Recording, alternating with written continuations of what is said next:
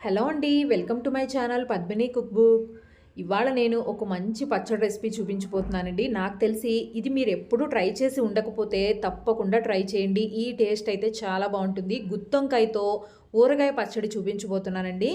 గుత్తొంకాయలంటే ఇష్టపడిన వాళ్ళు ఎవరుంటారు చెప్పండి. గుత్తొంకాయతో ఎప్పుడు ఒకటే రకం ఫ్రై, కర్రీ కాకుండా ఇలా ఒకసారి ఊరగాయ పచ్చడి పెట్టి చూడండి. టేస్ట్ అయితే అద్దిరిపోతుంది అసలు.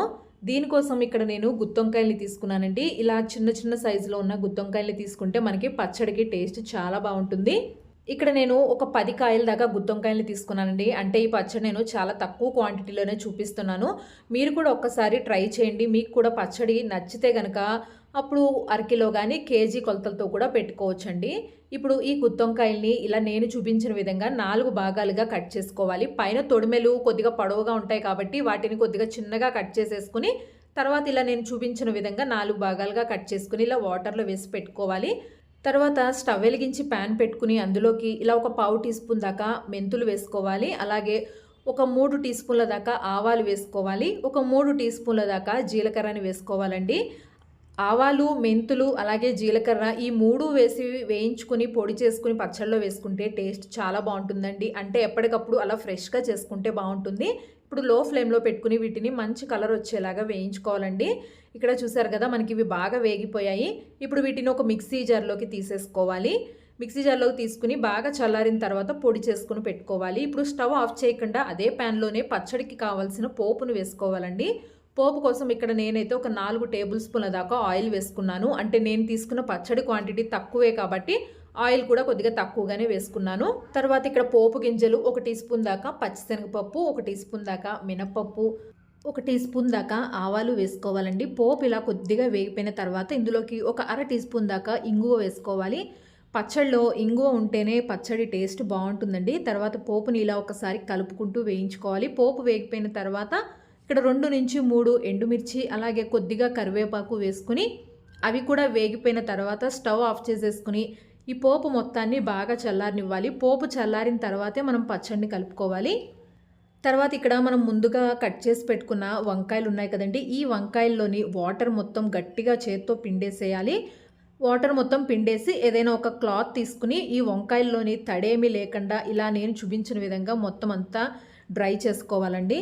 వంకాయల్లో ఎక్కడైనా కొద్దిగా తడి ఉన్నా కూడా మనకి పెట్టిన పచ్చడంతా పాడైపోయే ఛాన్స్ ఉంటుందండి. అందుకని పొడి క్లాత్ తీసుకుని ఇలా శుభ్రంగా తడి అనేది ఎక్కడా లేకుండా బాగా తుడుచుకోవాలి. ఇలా వాటర్లోంచి తీసి వంకాయలను వాటర్ అంతా గట్టిగా పిండేసి తర్వాత ఇలా పొడి క్లాత్తో తుడిచేసుకుని కొద్దిసేపు అలా వదిలేస్తే ఆరిపోతాయి. తర్వాత ఇవి వేయించుకోవడం కోసం స్టవ్ వెలిగించి బాండీ పెట్టుకుని అందులోకి డీప్ ఫ్రైకి సరిపడా ఆయిల్ పెట్టుకోవాలి. ఈ వంకాయలు మనం ముందుగా వేయించుకోవాలండి. ఇక్కడ నేను తక్కువ వంకాయలనే తీసుకున్నాను కాబట్టి ఆయిల్ కూడా కొద్దిగానే వేసుకున్నాను. మంటని మీడియం ఫ్లేమ్లో పెట్టేసుకుని మనం కట్ చేసి పెట్టుకున్న వంకాయ ముక్కలన్నిటిని వేసుకోవాలి. వంకాయలు మాత్రం కంప్లీట్గా అసలు వాటర్ అనేది లేకుండా చక్కగా తుడుచుకుని పెట్టుకోవాలండి. మంటని మీడియం ఫ్లేమ్లో పెట్టేసుకుని ఇలాగే కలుపుకుంటూ చక్కగా వంకాయల్ని బాగా వేయించుకోవాలి. వంకాయలు మనకి లోపల కూడా మెత్తగా ఉడికితేనే మనకి పచ్చడి టేస్ట్ బాగుంటుంది.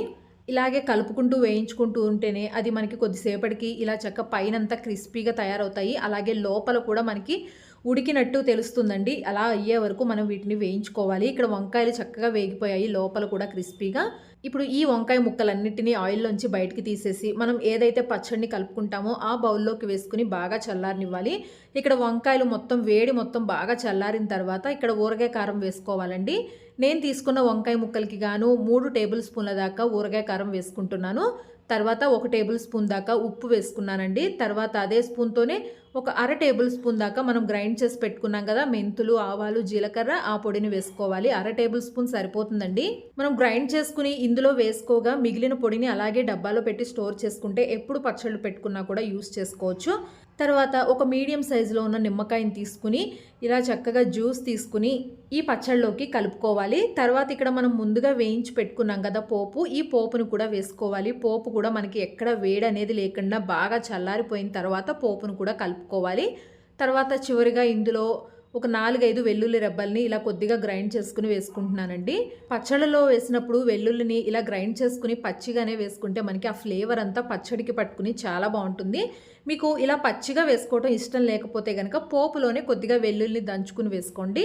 ఇప్పుడు ఇవన్నీ వంకాయ ముక్కలకి పట్టుకునేలాగా జాగ్రత్తగా మిక్స్ చేసుకోవాలండి. ఎందుకంటే వంకాయ ముక్కలు మనం వేయించి పెట్టుకున్నాం కాబట్టి ముక్కలు విడిపోయే ఛాన్స్ ఉంటుంది. కాబట్టి జాగ్రత్తగా వంకాయ ముక్కలు అనేది విడిపోకుండా చేత్తో మొత్తం మనం వేసుకున్న కారం, ఉప్పు ఇవన్నీ వంకాయ ముక్కలకి అంతా పట్టుకునేలాగా బాగా కలుపుకోవాలండి. చూసారు కదా ఎంత బాగుంటుంది. పచ్చడి టేస్ట్ అయితే మాత్రం చాలా బాగుంటుందండి. పచ్చడి మొత్తం కలుపుకున్న తర్వాత మీకు ఆయిల్ కొద్దిగా తగ్గినట్టుగా అనిపిస్తే పచ్చిగా ఉన్న ఆయిల్నే వేసుకోవచ్చండి పైనుంచి. తర్వాత మీకు ఒక నైట్ అంతా అలా ఊరబెట్టి వదిలేస్తే తెల్లాటికి మనకి పచ్చడిలో కొద్దిగా నూనె అనేది పైకి వస్తుందండి. అందుకని ముందుగా మరీ ఎక్కువగా వేసేసుకోవద్దు.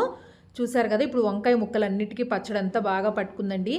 ఈ పచ్చడిని ఒక రోజు అంతా అలా వదిలేస్తే నెక్స్ట్ డేకి మనకి వంకాయ ముక్కలు కూడా ఊరి తినటానికి చాలా టేస్టీగా ఉంటుందండి.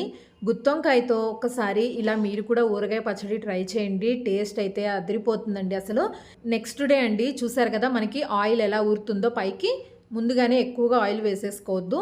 నెక్స్ట్ డే చక్కగా ఇలా వేడివేడి అన్నంలోకి గుత్తొంకాయతో చేసిన ఈ పచ్చడిని వేసుకుని అన్నంలో కలుపుకుని తినండి. అసలు చాలా టేస్ట్గా ఉంటుందండి. గుత్తొంకాయతో ఇలా ఊరగాయ పచ్చడి అనేది నెక్స్ట్ లెవెల్లో ఉంటుంది టేస్ట్ అయితే. ఇక్కడ నేను తీసుకున్న కారం అయితే చూడడానికి బాగా ఎర్రగా ఉందండి. కానీ కారం అయితే అంతగా ఏం లేదు, తక్కువగానే ఉంది. ఇక్కడ నేను 3 మ్యాంగోస్ కారం యూస్ చేశాను. కలర్ మాత్రం చాలా బాగుంది ఎర్రగా. కానీ కారం అయితే అంతగా సరిపోలేదండి. మీరు దాన్ని బట్టి చూసుకుని కావాలంటే కూడా కారం అడ్జస్ట్ చేసుకుని కలుపుకోవచ్చు. చూసారు కదా ఈ వంకాయ ముక్కలు కూడా మనకి తినడానికి ఉప్పుగా, పుల్లగా, కారంగా చాలా బాగుంటాయండి. అందులో వేయించి ఉంటాం కాబట్టి మనం పైన అంతా చక్కగా క్రిస్పీగా ఉంటాయి. అలాగే మనం వేసుకున్న ఆ వెల్లుల్లి పేస్ట్ కూడా ఆ ఫ్లేవర్ కూడా చాలా బాగా తెలుస్తుందండి. తప్పకుండా గుత్తొంకాయతో ఇలాంటి రెసిపీ మీరు ట్రై చేయాల్సిందే.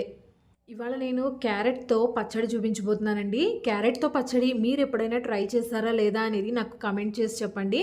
పచ్చడి రుచి అయితే చాలా బాగుంటుందండి. మనం తీసుకున్న క్యారెట్ ముక్కలు కూడా మెత్తబడకుండా కరకరలాడుతూ ఈ పచ్చడి చాలా రుచిగా ఉంటుంది. అలాగే ఎక్కువ రోజులు కూడా నిలవ ఉంటుందండి. ఈ క్యారెట్ పచ్చడి కోసం ముందుగా ఇక్కడ ఒక 1/2 కిలో దాకా క్యారెట్లను తీసుకుని పైన పెచ్చు తీసేసుకుని శుభ్రంగా 2-3 సార్లు కడిగేసి ఒక పొడి క్లాత్ పెట్టి తుడుచుకుని పక్కన పెట్టుకోవాలండి. తర్వాత ఈ క్యారెట్ని ఇలాగా కొద్దిగా పెద్ద సైజులోనే నేను చూపించిన విధంగా ముక్కల్లాగా కట్ చేసుకుని పెట్టుకోవాలి. ఈ ముక్కల ప్లేస్లో మీరు కావాలంటే క్యారెట్ని తురుముకుని కూడా చేసుకోవచ్చండి. ఈ పచ్చడి తురిమిన దానికన్నా కూడా ఇలా ముక్కలతో చేసిన క్యారెట్ పచ్చడి టేస్ట్ అయితే చాలా బాగుంటుంది. అంటే మనం తినేటప్పుడు కూడా పచ్చడిలో క్యారెట్ ముక్కలు చక్కగా కరకరలాడుతూ చాలా బాగా వస్తాయండి. ఇలా కట్ చేసుకుని ఒక 2 నిమిషాలు పక్కన పెట్టుకోవాలి. అందులో తడి అనేది లేకుండా డ్రై అయ్యే వరకు. ఈలోపు పోపు వేసుకోవడం కోసం స్టవ్ వెలిగించి ప్యాన్ పెట్టుకుని అందులోకి ఒక 3 టేబుల్ స్పూన్ల దాకా ఆయిల్ వేసుకోవాలి. తర్వాత అందులోనే పోపు గింజలండి. 1 టీ స్పూన్ దాకా ఆవాలు, 1 టీ స్పూన్ జీలకర్ర వేస్తే సరిపోతుంది. ఇంక ఎక్స్ట్రాగా పోపు దినుసులు ఏమీ అవసరం లేదు. ఆవాలు, జీలకర్ర వేసి వేగిన తర్వాత కొద్దిగా కరివేపాకు అలాగే ఎండుమిర్చిని కూడా వేసుకోవాలి. అలాగే ఇంగువ కూడా వేసుకోవాలి. ఈ పచ్చడిలో ఇంగువ ఫ్లేవర్ చాలా బాగుంటుంది. తర్వాత ఈ పోపులోనే కావాలంటే మీరు వెల్లుల్లిని కూడా వేసుకోవచ్చండి. నేను పచ్చళ్ళలో వెల్లుల్లిని ఇలా పోపులో కన్నా కూడా డైరెక్ట్గా వేస్తానండి. డైరెక్ట్గా వేస్తేనే టేస్ట్ కూడా బాగుంటుంది. పోపు వేగిపోయాక స్టవ్ ఆఫ్ చేసి బాగా చల్లారనివ్వాలి. తర్వాత కట్ చేసుకున్న ముక్కలన్నింటినీ ఇలా ఒక బౌల్లోకి తీసుకుని అందులోకి రుచికి తగినట్టుగా ఉప్పుని వేసుకోవాలి. ఇక్కడ నేనైతే 1 టేబుల్ స్పూన్ దాకా ఉప్పు వేశాను.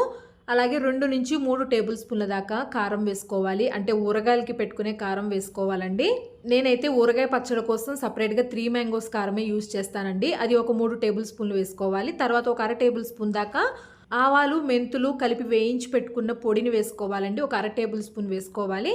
తర్వాత దంచుకున్న వెల్లుల్లిని వేసుకోవాలి. చూసారు కదా వెల్లుల్లిని ఇలా డైరెక్ట్గా పచ్చిగా వేస్తేనే మనకి పచ్చడి మొత్తానికి ఆ వెల్లుల్లి ఫ్లేవర్ పట్టుకుని బాగా తెలుస్తుంది. తర్వాత ఇందులోనే 2 మీడియం సైజులో ఉన్న నిమ్మకాయల్ని ఇలా రసం తీసేసి వేసుకోవాలండి. మీరు తీసుకున్న క్యారెట్ ముక్కల్ని బట్టి వేసుకోవాలి. ఇక్కడ నేను తీసుకున్న 1/2 కిలో క్యారెట్లకి గాను 2 మీడియం సైజులో నిమ్మకాయల్ని వేసుకున్నానండి. ఇప్పుడు ఇవి మొత్తం క్యారెట్ ముక్కలకి పట్టేలాగా బాగా కలిపేసుకోవాలి ఫస్టే. ఈ పచ్చడి అప్పటికప్పుడు ఇన్స్టాంట్గా పెట్టేసుకోవచ్చండి. చాలా రుచిగా ఉంటుంది పచ్చడి అయితే కనుక. అలాగే పచ్చడి మొత్తం కలుపుకున్న తర్వాత ఎక్కువగా ఊరబెట్టాల్సిన అవసరం కూడా లేదండి. ఒక 2-3 గంటలు అలా వదిలేస్తే చాలు మనకి క్యారెట్ ముక్కలు చక్కగా ఊరుతాయి. తర్వాత బాగా చల్లారిన తర్వాత పోపు గింజలు కూడా వేసేసుకుని బాగా కలుపుకోవాలి. ఆయిల్ కూడా ముందుగానే ఒకటేసారి ఎక్కువగా వేసుకోవద్దు. నేను ఈ వీడియోలో ఎలా అయితే పర్ఫెక్ట్గా కొలతలు చూపించానో అలాగే వేసుకోండి. పచ్చడి రుచి అయితే చాలా బాగుంది. అలాగే ఎక్స్ట్రాగా ఉప్పు కానీ కారం కానీ ఏమీ వేయాల్సిన పని లేకుండా నేను ముందుగా వేసిన కొలతలే కరెక్ట్గా సరిపోయాయండి పచ్చడికి. మీరు ఎప్పుడైనా క్యారెట్ పచ్చడి పెట్టుకోవాలి అనుకుంటే ఇలా ముక్కలతోనే పెట్టుకోండి. తురుముతో కన్నా కూడా ఇలా క్యారెట్ ముక్కల పచ్చడి రుచి అయితే చాలా బాగుంటుంది. ఇక్కడ నేను ఉప్పు కూడా ఒకసారి చూసుకున్నాను, అన్నీ పర్ఫెక్ట్గా సరిపోయాయి. ఇప్పుడు మూత పెట్టేసి 2 నుంచి 3 గంటలు అలా వదిలేసేయాలి. ఇక్కడ కరెక్ట్గా నేనైతే 2 గంటలే నానబెట్టానండి పచ్చడిని. 2 గంటల తర్వాత చూసారు కదా ఆయిల్ కూడా మనకి కొద్దిగా పైకి తేలింది. పచ్చడి కలుపుకున్న తర్వాత ఒక 2 గంటలు వదిలేస్తే తర్వాత తినేసేయచ్చండి. పచ్చడి టేస్ట్ అయితే చాలా చాలా బాగుంటుంది. మనం వేసిన నిమ్మరసం కానీ ఉప్పు కానీ కారం కానీ అన్నీ కూడా ఆ క్యారెట్ ముక్కలకి మొత్తానికి పట్టుకుని మనం ఉట్టిగానే క్యారెట్ ముక్కల్ని అలా తినేసేయచ్చండి. కరకరలాడుతూ చాలా బాగుంటుంది పచ్చడి అయితే కనుక. తప్పకుండా మీరు కూడా ఒక్కసారి ఇలా క్యారెట్తో పచ్చడి ట్రై చేసి చెప్పండి నాకు ఎలా వచ్చిందో కూడా. వేడివేడి అన్నంలోకి ఇలా మనం అప్పటికప్పుడు తయారు చేసుకున్న క్యారెట్ పచ్చడితో తింటే టేస్ట్ చాలా బాగుంటుంది. అలాగే మనం వేసిన వెల్లుల్లి ఫ్లేవర్ కూడా పచ్చడి మొత్తానికి బాగుంటుంది. పచ్చడి కూడా ఎక్కువగా కారం ఏమి ఉండదండి, ఉట్టి ముక్కలే తినేసేయచ్చు, అంత బాగుంటుంది క్యారెట్ ముక్కలైతే కనుక. ఆ నిమ్మరసం పుల్ల పుల్లగా చాలా బాగుంటుంది. తప్పకుండా ఈ పచ్చడిని ఒక్కసారి ట్రై చేయండి. ఈ వీడియో నచ్చితే లైక్ చేయండి, నా ఛానల్ని సబ్స్క్రైబ్ చేయడం మాత్రం మర్చిపోవద్దు.